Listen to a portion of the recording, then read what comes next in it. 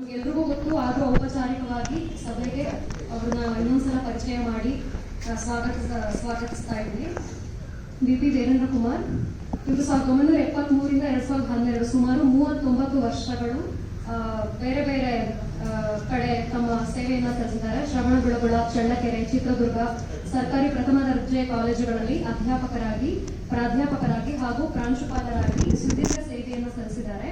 2012 ರಿಂದ 2022ರವರೆಗೆ ನಗರದ ಬಸವನಗುಡಿ ನ್ಯಾಷನಲ್ ಕಾಲೇಜಿನಲ್ಲಿ ಸಹ ಸಂದರ್ಶಕ ಪ್ರಾಧ್ಯಾಪಕರಾಗಿ ಸೇವೆ ಸಲ್ಲಿಸಿದ್ರು. ಅವ್ರ ಸ್ಟೂಡೆಂಟ್ ನಾನು, ಹಾಗಾಗಿ ಇನ್ನೂ ನನಗೆ ಹೆಚ್ಚಿನ ಖುಷಿ ಅದ್ರ ಬಗ್ಗೆ. ಮತ್ತೆ ಚಿತ್ರದುರ್ಗ ಜಿಲ್ಲಾ ಕನ್ನಡ ಸಾಹಿತ್ಯ ಪರಿಷತ್ತಿನ ಅಧ್ಯಕ್ಷರಾಗಿದ್ದರು. ಅಭಿರುಚಿ ಸಾಹಿತ್ಯ ಸಾಂಸ್ಕೃತಿಕ ವೇದಿಕೆಯ ಪ್ರಧಾನ ಸಂಚಾಲಕರಾಗಿಯೂ ಸಹ ಸೇವೆ ಸಲ್ಲಿಸಿದ್ದಾರೆ.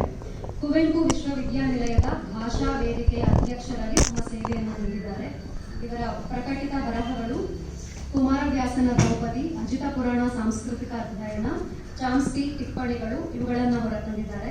ಸಂಶೋಧನಾ ಕೃತಿಗಳಿಗೂ ಸಹ ಮಾರ್ಗದರ್ಶನವನ್ನು ನೀಡ್ತಾ ಇದ್ದಾರೆ. ಸರ್, ಸುಚಿತ್ರಾ ಸಾಹಿತ್ಯ ಸಂಜೆ, ಸುಚಿತ್ರಾ ಬಳಗದ ಪರವಾಗಿ ನಿಮಗೆ ಹಾರ್ದಿಕ ಸ್ವಾಗತ.